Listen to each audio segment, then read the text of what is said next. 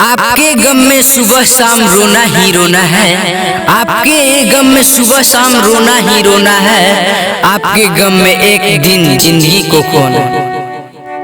कातिल अब दिल की धड़कन बन गई है चार कदमों की। कातिल अब दिल की धड़कन बन गई है चार कदमों की।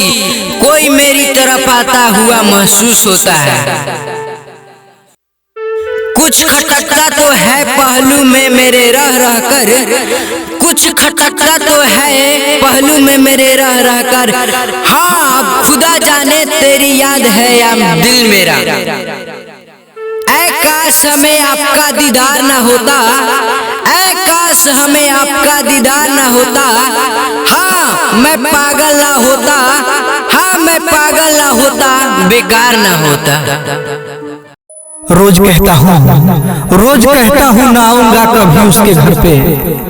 रोज कहता हूँ ना आऊंगा कभी उसके घर पे। रोज उस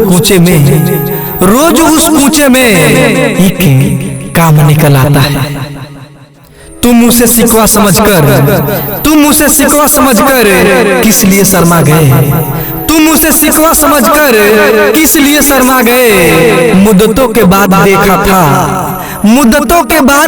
था तो आंसू आ गए।